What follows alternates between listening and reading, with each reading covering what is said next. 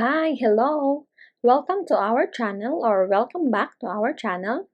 So today we will be discussing another mode of extinguishment of obligations, that is confusion or merger. Pasensya, medyo natagalan ang video na to. Medyo naging busy lang din talaga lately. Well, today's video is just a short lecture. Again, we will be discussing confusion or merger lang muna. Medyo busy lang talaga. Hence, heto na, simulan na natin.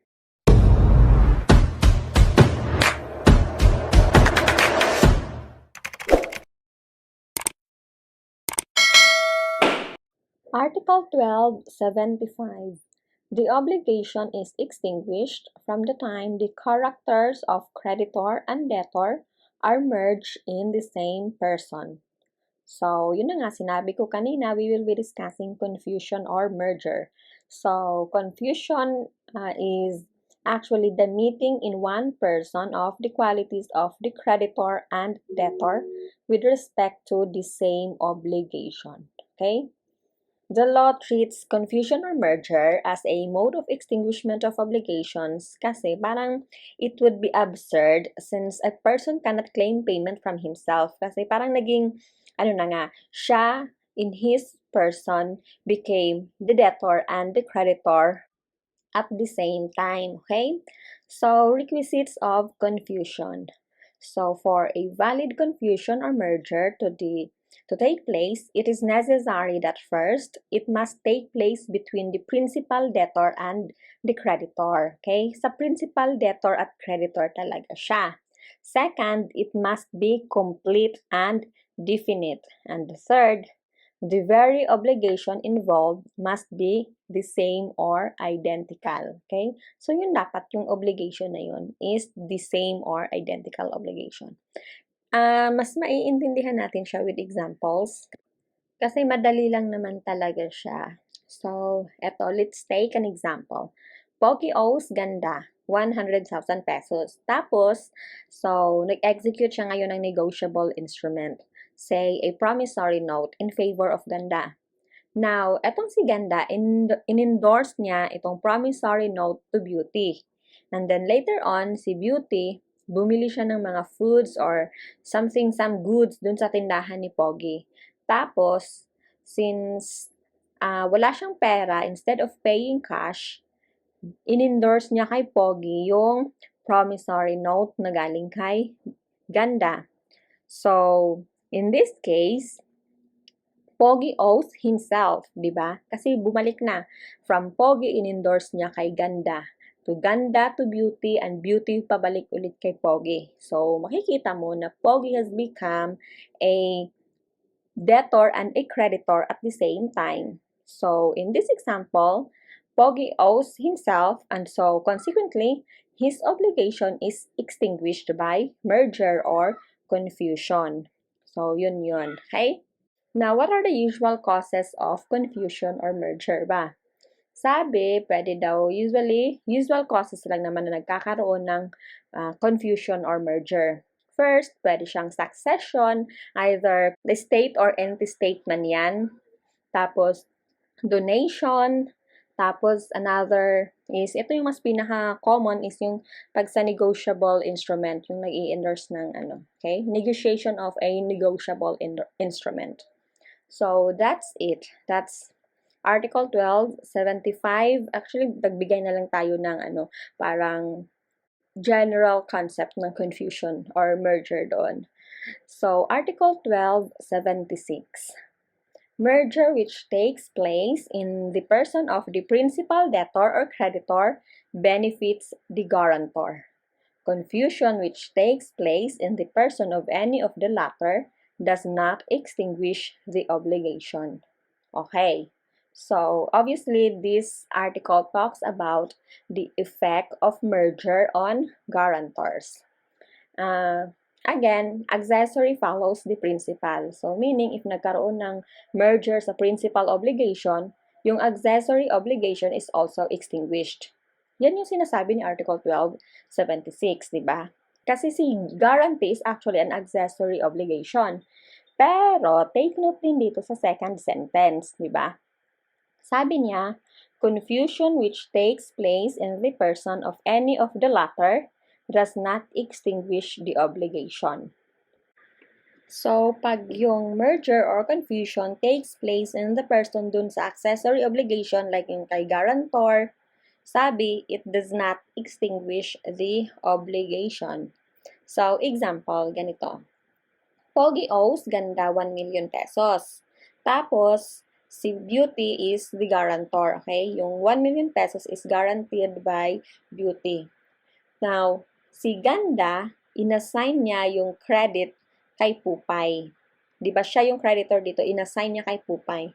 And later on, itong si Pupay, inassign niya rin ulit doon papunta kay Pogi. So, dito, the obligation was extinguished. And si Beauty was released from her obligation as a guarantor. Bakit? Kasi dun sa principal obligation talaga nagkaroon ng merger. So, that is consistent with Article 1276. Pero, pag yung nangyari is ganito, si Pogi owes Ganda 1 million pesos guaranteed by Beauty pa rin. Tapos, itong si Ganda, inassign niya yung credit niya to Pupay. Tapos, from Pupay, inassign niya hindi kay, kay Pogi, but kay Beauty, dun sa guarantor. So, dito, the contract of guarantee is extinguished, okay? Yung contract of guarantee ang na-extinguished. Pero, hindi kasama ang principal obligation or ang obligation ni Pogi to pay 1 million pesos to Ganda. Okay? So, that is Article 1276. So, to summarize lang, ganito lang talaga siya. So, question is, what is the effect of merger and confusion? So, first, the obligation is extinguished, granting na valid yung merger at confusion. Second, if there is guarantor and the merger is in the principal debtor, the obligation is extinguished and the guarantor is released. Okay? Kasi nga, accessory follows the principal. Now, third scenario is if there is a guarantor and the merger is not on the principal debtor but on the guarantor, dun sa personality ni guarantor. So, the principal obligation is not extinguished but ang accessory obligation is extinguished. Okay? Now, Article 1277. Confusion does not extinguish a joint obligation except as regards the share corresponding to the creditor or debtor in whom the two characters concur. So, this provision talks about merger in joint obligations. So, example, Pogi and Ganda jointly owes Beauty 1 million pesos evidenced by a promissory note. So, if Beauty endorsed the note or the promissory note to Pupay, who in turn endorsed it again to Ganda. So, yung share ni Ganda is extinguished. Pero yung share ni Pogi, andun pa rin. Kasi nga, diba, sa joint obligations, the debts are distinct and separate from each other. Hence, as to Pogi, there is no confusion or merger. So, Pogi would still be liable for 500,000 pesos.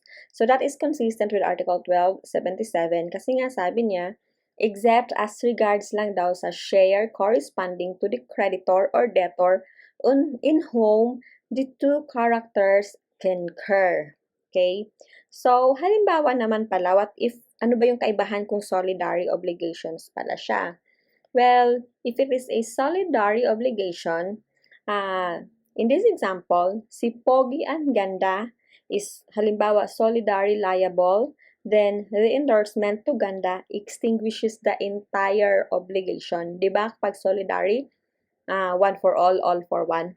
But then, dahil na-extinguish yung entire obligation dahil sa na-merge doon sa personality ni Ganda, so, si Ganda ngayon, has unfair naman kung siya yung magbabayad ng lahat kasi may obligation pa rin naman talaga si Pogi to pay half of that amount supposedly. So, ang mangyayari is si Ganda have a right to demand reimbursement from Pogi. Pero the fact na nung nag-merge yung personality ng debtor at creditor kay Ganda, meaning, at that time, na-extinguish na yung obligation. Pero, kasi parang naging ang pangbayad ng obligation is yung credit na kay Ganda alone lang naman. So, kaya meron pa rin siyang right to demand reimbursement from Pogi kasi may obligation din naman talaga si Pogi as a solidary debtor to pay. So, it's as simple as that. Now, to better understand, if gusto nyo ring ma-review yung iba pang topic as to the extinguishment of obligation, I will put a link here just to refresh your memories. You may again try to watch it again. So, God bless and thank you for watching.